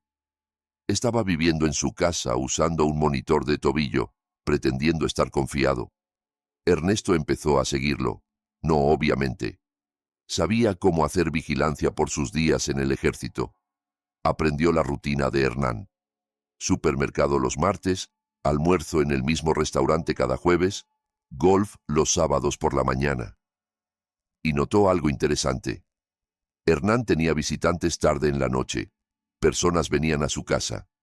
Estacionaban calle abajo y caminaban. Se quedaban 20 minutos o 1 hora, luego se iban. Ernesto empezó a fotografiarlos, rastreando sus placas, construyendo una red. Uno de ellos era un senador estatal. Otro era el director de una compañía farmacéutica. Un tercero era un empresario local dueño de la mitad de los bienes raíces del pueblo. ¿Qué los conectaba? Ernesto investigó más profundo y encontró la respuesta. Todos habían enviado a sus hijos al programa de Mirta. Todos habían pagado precios premium, $50,000 o más. Todos habían recuperado a sus hijos arreglados, pero estos no eran niños problemáticos. Estos eran niños que habían descubierto los secretos de sus padres. Niños que habían encontrado evidencia de aventuras, malversación, abuso. Niños que habían amenazado con contar. El programa de Mirta no era solo sobre disciplina. Era sobre quebrar a niños que sabían demasiado. Ernesto se sintió enfermo. Esto era más grande de lo que había pensado. No era solo abuso infantil. Era una conspiración criminal organizada para silenciar testigos, y Hernán estaba en el centro de todo. Necesitaba pruebas, pruebas reales y admisibles que se sostendrían en el tribunal. Entonces hizo algo que nunca pensó que haría. Se convirtió en lo que había combatido durante toda su carrera militar. Irrumpió en la casa de Hernán. No fue difícil. La seguridad de Hernán era básica, diseñada para detener ladrones oportunistas, no a alguien con entrenamiento militar. Ernesto esperó hasta que Hernán estuviera en su almuerzo del jueves, desactivó la alarma y entró por una ventana del sótano. Tenía 30 minutos. Los usó bien. Hernán guardaba archivos en su oficina casera, archivos físicos del tipo anticuado que no pueden ser hackeados. Ernesto fotografió todo. Correspondencia con los padres, contratos, documentación de lo que los niños habían sabido y cómo el programa lo había manejado. Un archivo estaba etiquetado como Soluciones Permanentes. Dentro había certificados de defunción de 3 niños, todos clasificados como accidentes o suicidios. Todos niños que habían pasado por el programa, todos niños cuyos padres estaban en esas reuniones nocturnas. Ernesto sintió sus manos temblar mientras los fotografiaba. Estas personas habían asesinado a sus propios hijos para guardar secretos. Encontró una cosa más. Un libro mayor mostrando pagos de Hernán a medios locales, pagos para matar historias, pagos a reporteros para enterrar información, pagos para mantener toda la operación en silencio. Ernesto terminó con 5 minutos de sobra. Reinició todo exactamente como lo había encontrado, salió por la ventana y se alejó. Esa noche hizo copias de todo. Envió archivos encriptados a 3 personas diferentes: Diego, Tomás Peña y el agente Moreno del FBI. La nota decía: si algo me pasa, publiquen esto en cada medio de comunicación del país. Luego fue a casa y sostuvo a Emilia mientras dormía, pensando en cuán cerca había estado de perderla, cuántos otros padres habían perdido a sus hijos a manos de estos monstruos. Al día siguiente, recibió una llamada de un número desconocido. Señor Montoya, soy Salvador Briones. Represento a Hernán Salvatierra. Mi cliente desea hablar con usted. Dígale a su cliente que se vaya al diablo. Señor Montoya, por favor, no es una amenaza. Mi cliente quiere disculparse, explicar su versión de las cosas. Está preparado para ofrecer un acuerdo a cambio de... No hay acuerdo. Su cliente va a ir a prisión por el resto de su vida. Si tan solo escuchara, Ernesto colgó. 10 minutos después, su teléfono sonó de nuevo, un número diferente. Señor Montoya. Una voz de mujer, suave y profesional. Mi nombre es Ingrid Franco. Llamo en nombre de un grupo de ciudadanos preocupados que desean resolver este asunto discretamente. Estamos preparados para ofrecerle $5 millones a cambio de su cooperación para... ¿Quién es usted? Represento a las familias de varios niños que asistieron al programa de la señora Salvatierra. Están muy arrepentidos por lo que le pasó a su hija. Quieren hacer las paces. ¿Pagándome para que me calle? Compensándolo por su trauma y asegurando que este asunto se resuelva de una manera que no dañe a personas inocentes. Personas inocentes. Sus clientes asesinaron a sus propios hijos. Esa es una acusación seria sin pruebas, y hacer tales acusaciones públicamente podría considerarse difamación. Ernesto se rió. ¿En serio me está amenazando con demandarme por difamación? ¿Después de lo que hicieron ustedes? Le estamos ofreciendo un acuerdo generoso, señor Montoya. Le sugiero que piense cuidadosamente antes de rechazarlo. No necesito pensar. La respuesta es no. Sus clientes van a ser expuestos, cada uno de ellos, y cuando termine, todos sabrán lo que hicieron. Colgó e inmediatamente llamó a Moreno. Acaban de tratar de comprarme $5 millones. ¿Quién fue? Alguien llamada Ingrid Franco. Dijo que representa a familias de niños que pasaron por el programa. Quieren que guarde silencio sobre lo que encontré. Moreno estuvo callado un momento. Ernesto, ¿qué encontraste exactamente? No puedo decirte eso, no oficialmente. Pero, hipotéticamente, si alguien tuviera evidencia de que los clientes de Hernán asesinaron a sus propios hijos para mantenerlos callados sobre crímenes, ¿qué haría el FBI con esa información? Hipotéticamente, necesitaríamos esa evidencia para procesar. ¿Y si esa evidencia fue obtenida ilegalmente? Entonces no sería admisible en el tribunal, pero podría apuntarnos hacia formas legales de obtener la misma información. Revisa la oficina de la casa de Hernán. Hay un archivador, cajón de abajo, etiquetado Soluciones Permanentes. Podrías encontrar algo interesante. Necesitamos una orden para eso. Entonces consíguela. Estoy seguro de que puedes encontrar causa probable.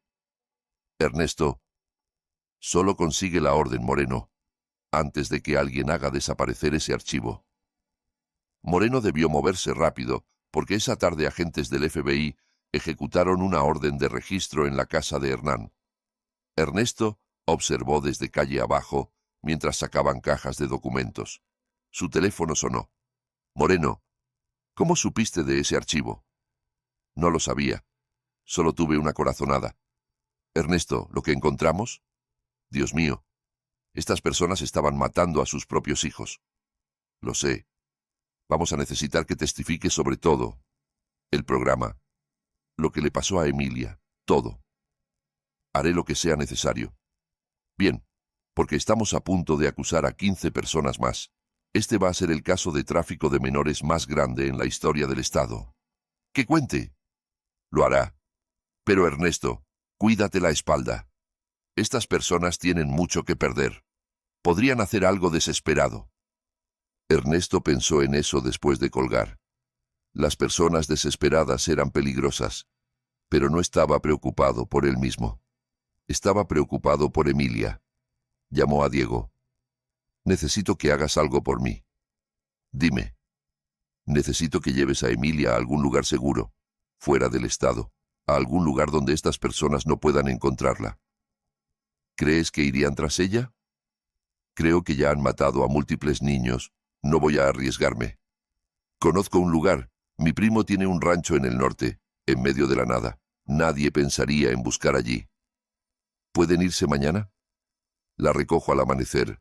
Esa noche, Ernesto le explicó a Emilia que iba a ir de viaje. Es como unas vacaciones. Tío Diego te va a llevar a ver caballos y montañas. Estarás a salvo allí. ¿Por qué no puedes venir tú? Tengo que terminar algo aquí, pero iré a buscarte en cuanto termine, lo prometo. Es sobre la abuela. Sí, bebé. Es sobre asegurarme de que ella y las personas que la ayudaron no puedan lastimar a nadie más. Emilia estuvo callada un momento. Luego dijo, «Papi, ¿vas a hacer algo malo?» «¿Qué quieres decir?»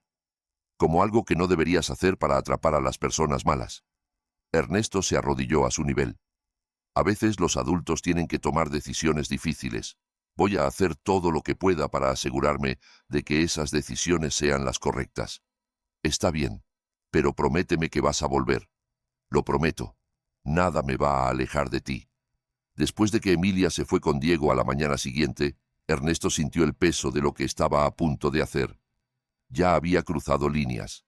Allanamiento de morada, vigilancia ilegal. Pero lo que estaba planeando ahora era más grande. Iba a exponer a cada persona involucrada. No solo al FBI, al mundo. Pasó la siguiente semana compilando evidencia. Todo lo que había reunido legal e ilegalmente. Lo organizó en un documento comprensivo. Nombres, fechas, evidencia de crímenes, conexiones entre conspiradores. Eran 100 páginas de testimonio condenatorio. Luego lo envió a cada periodista con el que había estado en contacto, a cada medio de comunicación del Estado y a varias publicaciones nacionales. Asunto: la conspiración de las tumbas de niños. Cómo la élite de las montañas usó un campo de tortura para silenciar a sus propios hijos. La respuesta fue inmediata. En horas, los periodistas lo estaban llamando. En un día, la historia estaba en las noticias nacionales. En una semana, estaba en todas partes. La reacción pública fue visceral. Protestas afuera de la casa de Hernán. Amenazas de muerte contra todos los involucrados. El senador estatal renunció. El director fue despedido. Las propiedades del empresario fueron vandalizadas. Y los abogados de Hernán llamaron de nuevo, desesperados esta vez. «Señor Montoya, por favor, Si tan solo aceptara reunirse con mi cliente. No. Quiere confesar, contarle todo. Está dispuesto a testificar contra los demás si usted habla con él. Ernesto hizo una pausa. ¿Por qué quiere hablar conmigo específicamente? Dice que usted es el único que entenderá, que usted es soldado, que sabe que a veces las personas hacen cosas terribles por lo que creen que son buenas razones. No hay buena razón para asesinar niños. Solo reúnase con él, una conversación. Si todavía quiere que se pudra en prisión después de eso, está bien, pero dele la oportunidad de explicarse. Ernesto lo pensó. No quería darle nada a Hernán, pero quizás, solo quizás, había información que Hernán podía proporcionar que ayudaría a asegurar que todos cayeran. Bien, una conversación en la oficina del FBI, con agentes presentes. Mañana. Gracias, señor Montoya. Gracias. La reunión fue surrealista. Hernán Salvatierra estaba sentado frente a Ernesto en una sala de interrogatorio, luciendo como si hubiera envejecido 20 años en el último mes. Su traje caro le quedaba holgado en un cuerpo que había perdido peso. Sus manos temblaban ligeramente. Moreno y la agente Chávez estaban allí, grabando todo. Gracias por venir, dijo Hernán. Su voz era ronca. No me agradezcas. Estoy aquí para verte confesar. Lo haré, les diré todo, pero primero quiero que entienda algo. No soy un monstruo. Estaba tratando de ayudar a la gente. La mandíbula de Ernesto se tensó. ¿Ayudándolos a asesinar a sus hijos? Ayudándolos a resolver problemas. Estos no eran niños cualquiera, señor Montoya. Eran problemáticos, peligrosos incluso. Sabían cosas que podían destruir familias, carreras, vidas. Sus padres venían a mí desesperados y yo proporcionaba una solución. Proporcionaste una sentencia de muerte. No siempre. La mayoría de los niños sobrevivieron. Pasaron por el programa, aprendieron disciplina y salieron mejor. Los que murieron, esos fueron accidentes.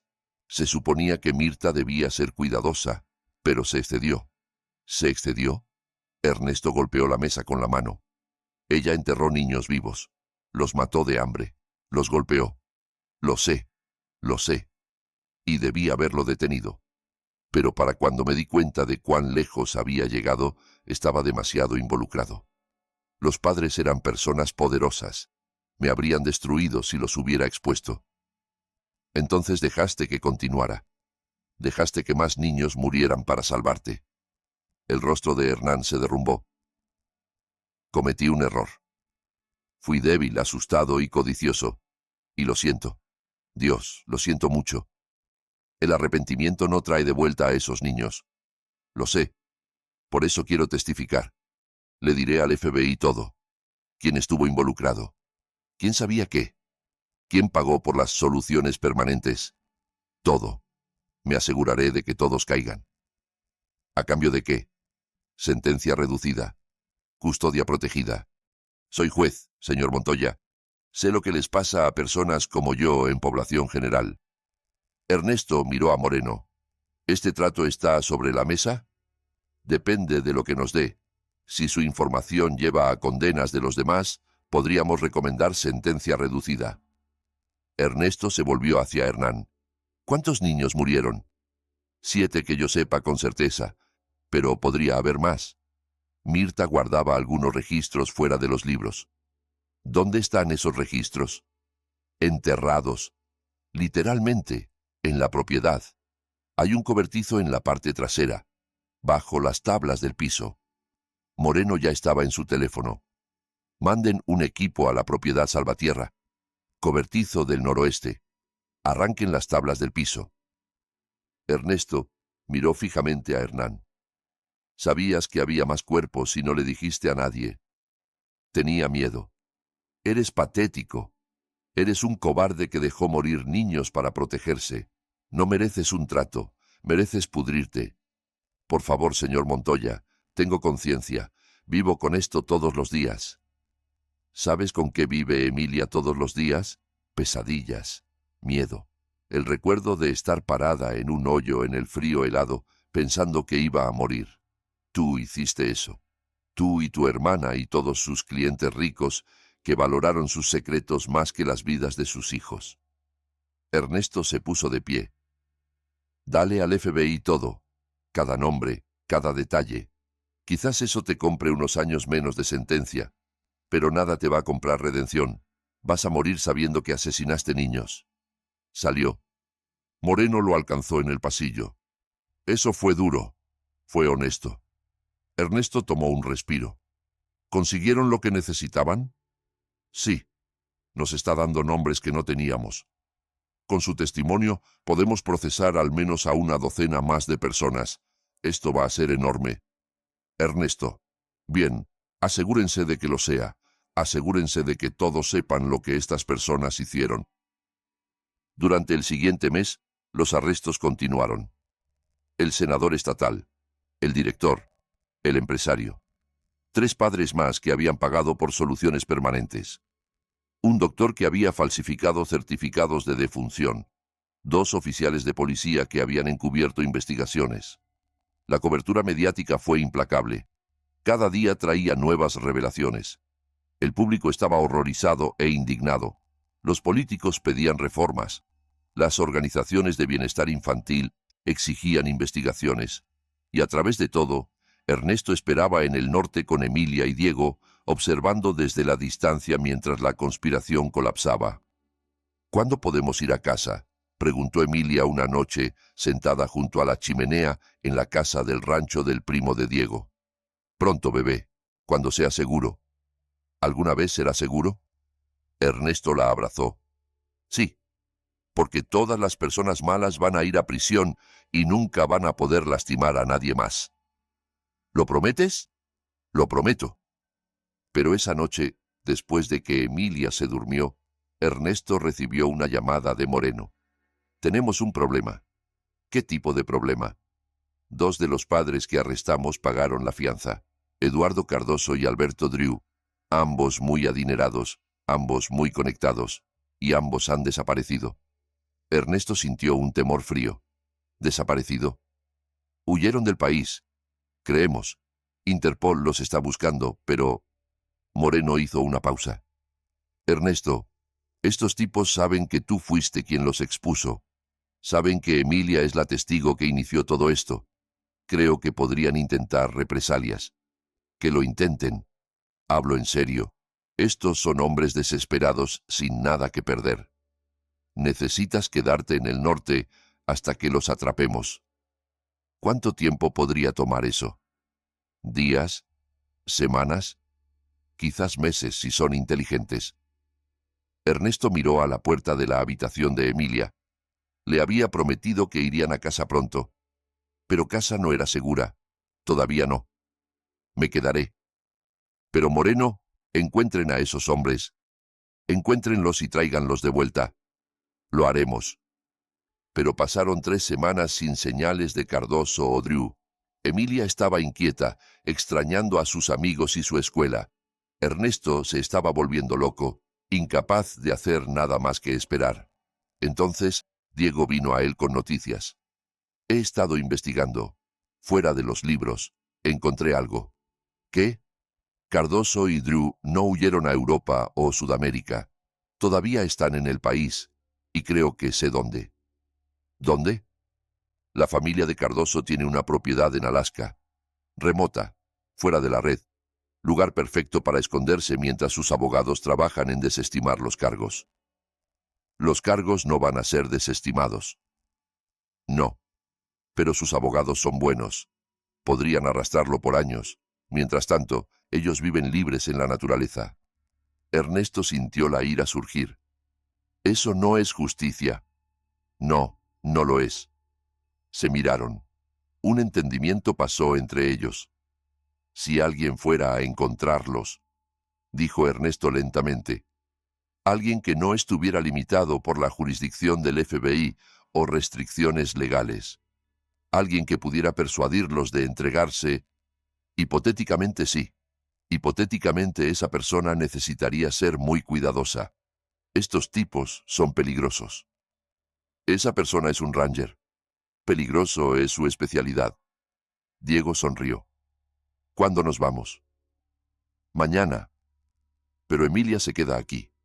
Volaron a Alaska. Luego tomaron una avioneta a la región remota donde estaba ubicada la propiedad de Cardoso. El piloto los dejó a 16 kilómetros de las coordenadas que Diego había encontrado. ¿Están seguros de esto?, preguntó el piloto. Estamos seguros.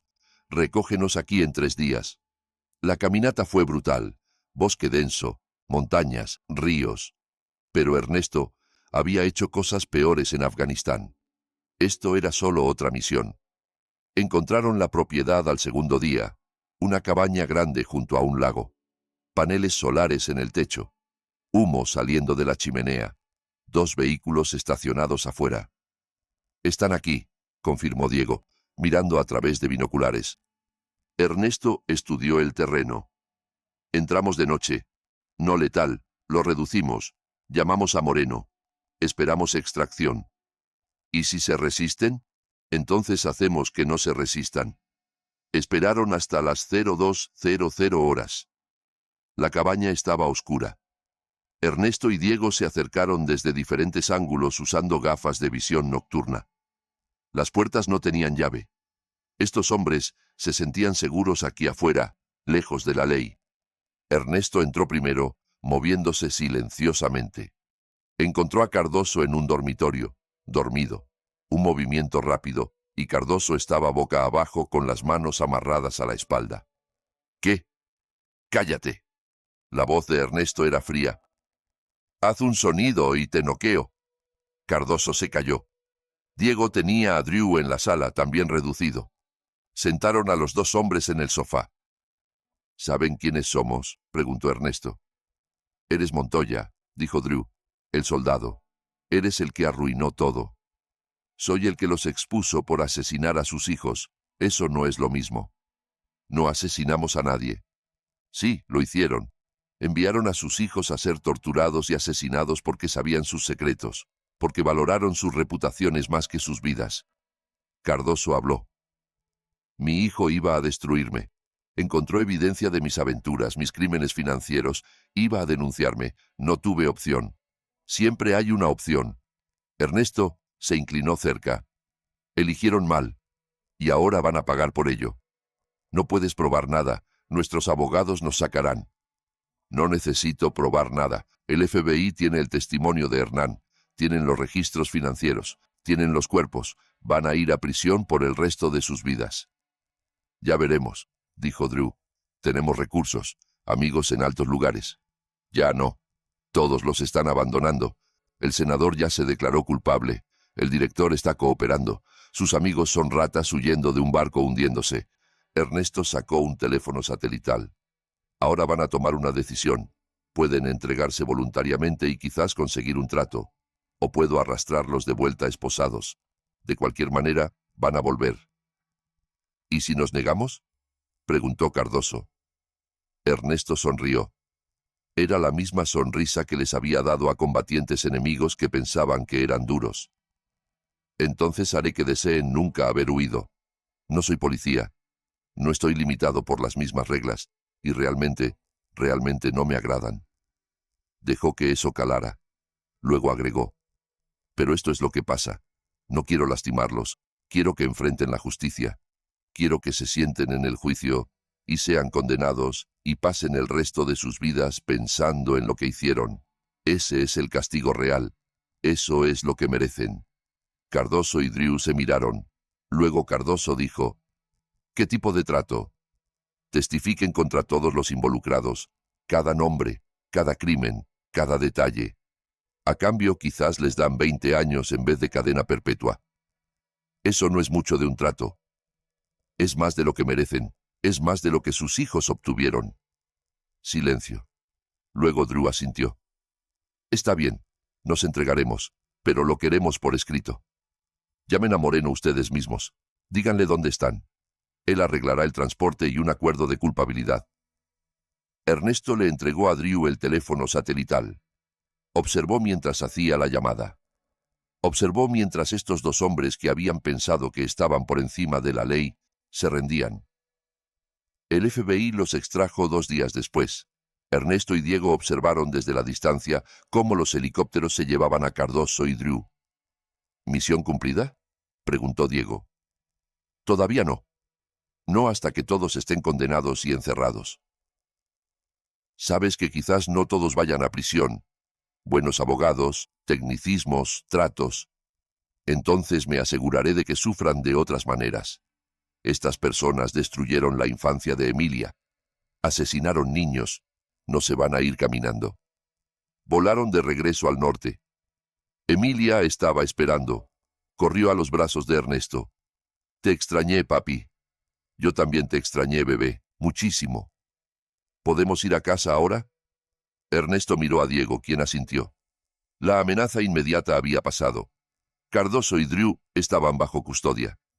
Los demás estaban demasiado asustados o demasiado arruinados para huir.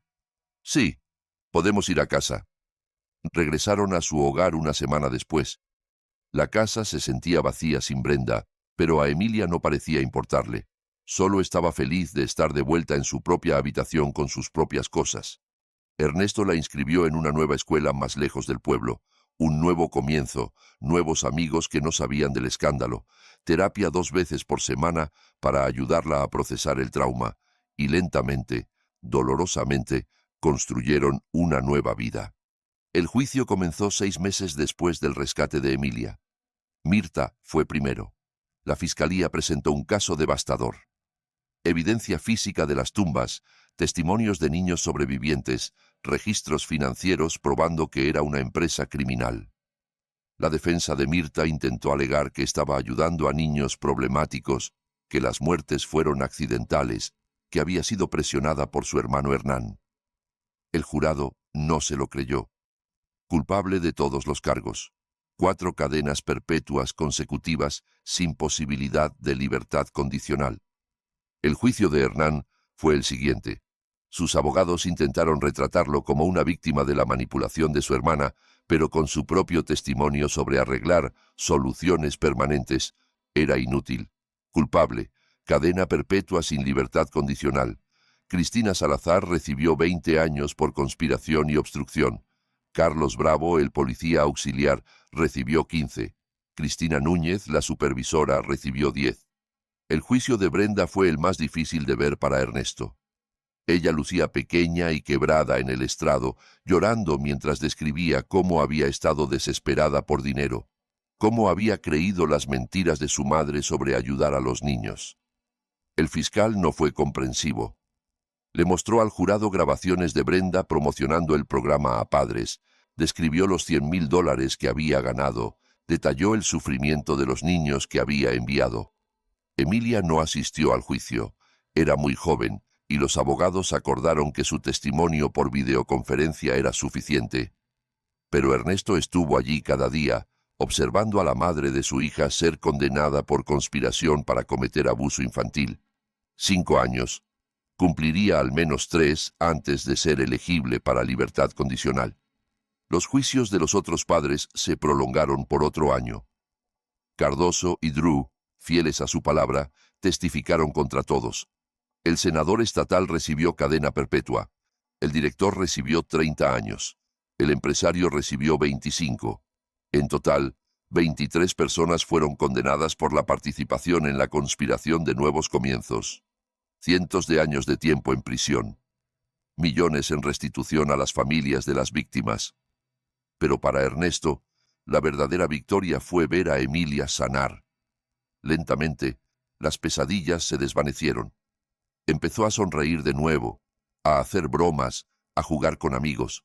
Todavía estaba afectada por lo que había pasado, probablemente siempre lo estaría, pero estaba sobreviviendo, prosperando, incluso.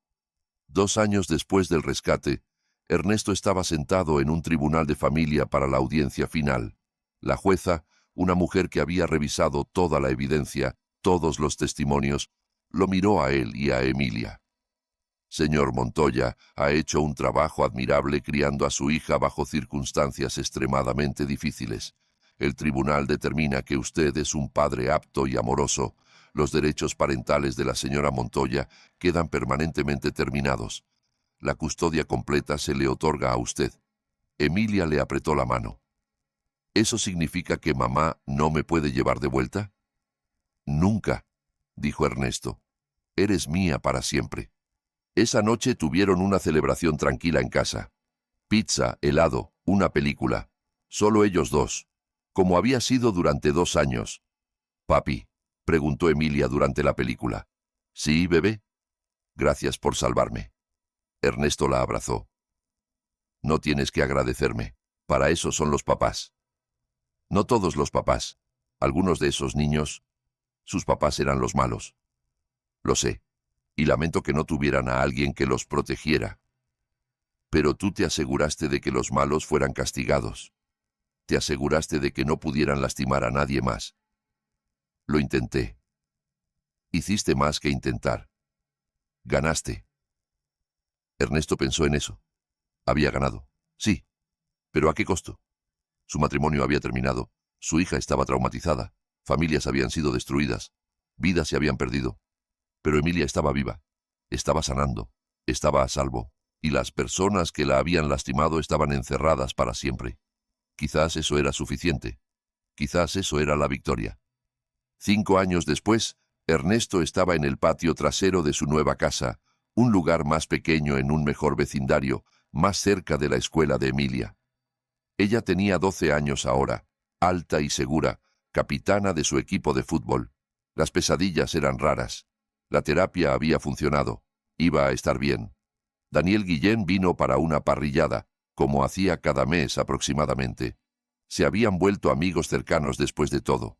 Daniel se había retirado de la fuerza, citando desilusión con el sistema que había permitido que los salvatierra operaran durante tanto tiempo. «¿Cómo está?», preguntó Daniel, mirando a Emilia jugar con el perro de los vecinos. «Bien. Genial, en realidad. Puras calificaciones altas. Muchos amigos. Feliz». «Nunca lo sabrías. Pero tú lo sabes». «Sí, yo lo sé». Ernesto volteó una hamburguesa. «Recibí una carta de Brenda la semana pasada». «¿Qué dijo?» «Que lo siente, que ha estado sobria por 2 años, que quiere ver a Emilia cuando salga». «¿Cuándo es eso?» «El próximo año si obtiene libertad condicional». «¿Qué le vas a decir?» «Le voy a decir a Emilia, dejarla decidir, ya tiene edad suficiente para tomar esa decisión». Daniel asintió. «Eso es justo».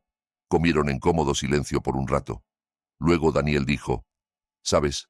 Pienso en esos niños a veces. Los que no lo lograron. Sara, Marcos, los demás. Me pregunto qué estarían haciendo ahora si hubieran vivido. Yo también». «Hiciste bien, Ernesto. Te aseguraste de que sus muertes significaran algo. Te aseguraste de que nadie pudiera ignorar lo que pasó. No los trae de vuelta. No, pero evitó que le pasara a más niños. Eso vale algo». Ernesto miró a su hija riendo sana, viva. «Sí, lo vale». Esa noche, después de que Daniel se fue y Emilia estaba dormida, Ernesto se sentó en el porche con una cerveza, pensando en los últimos 5 años. Los juicios, las condenas, la lenta reconstrucción de su vida. Pensó en Mirta pudriéndose en una prisión de máxima seguridad. En Hernán, que había sido atacado por otros reclusos y perdió el uso de su ojo izquierdo. En Brenda, que había escrito cartas mensuales que Ernesto raramente respondía. Pensó en los padres que habían enviado a sus hijos a morir. Algunos estaban en prisión. Algunos lo habían perdido todo, incluso sin condena. Todos cargarían la vergüenza por el resto de sus vidas. Y pensó en los niños. Los 7 que habían muerto. Las docenas que habían sobrevivido pero estaban marcados. Emilia, que había estado a horas de convertirse en otra estadística. La justicia había sido servida. Los culpables habían sido castigados. La conspiración había sido expuesta y destruida. Pero Ernesto conocía la verdad. Esto volvería a pasar. En algún otro lugar. Diferentes nombres, diferente lugar, la misma maldad. Personas que valoraban el dinero y el poder sobre las vidas de los niños. Personas que pensaban que eran intocables. Su trabajo era asegurarse de que Emilia estuviera lista para un mundo como ese. Enseñarle a ser fuerte, a ser inteligente, a luchar contra el mal en todas sus formas. Ya estaba bien encaminada. Inteligente, fuerte, compasiva. Ahora era voluntaria en un refugio para niños, ayudando a niños que habían pasado por trauma. Decía que la ayudaba a procesar sus propias experiencias. Ernesto estaba orgulloso de ella, más orgulloso de lo que había estado de cualquier cosa que hubiera logrado en el ejército. Su teléfono vibró. Un mensaje de Diego. ¿Viste las noticias? Otro caso de abuso infantil en el sur. Algo muy parecido. Pensé que debías saberlo. Ernesto miró el mensaje por un largo rato. Luego respondió: envíame los detalles. Porque la justicia nunca terminaba. El mal nunca era completamente derrotado. Pero alguien tenía que enfrentarlo. Alguien tenía que luchar por los niños que no podían luchar por sí mismos. Y Ernesto Montoya siempre sería ese alguien. Lo había probado una vez. Lo haría de nuevo si fuera necesario. Por Emilia. Por Sara. Por todos los niños que merecían algo mejor de lo que el mundo les había dado. Había ganado esta batalla. Ganaría la próxima también. Siempre lo hacía. Y aquí es donde nuestra historia llega a su fin. Cuéntame en los comentarios qué te pareció. Gracias por tu tiempo. Si disfrutaste esta historia, suscríbete al canal, dale clic al video que ves en pantalla y nos vemos en el próximo. Esta historia nos deja una reflexión profunda sobre el valor de la familia, la importancia de proteger a los más vulnerables y cómo el karma siempre alcanza a quienes hacen daño. Cuéntame en los comentarios, ¿qué hubieras hecho tú en el lugar de Ernesto? ¿Crees que la justicia fue suficiente para las víctimas? Si conoces a alguien que necesite escuchar este mensaje sobre proteger a los niños, comparte este video. No olvides dejar tu like, suscribirte al canal y activar la campanita para no perderte ninguna historia. Tu apoyo significa mucho. Nos vemos en la próxima.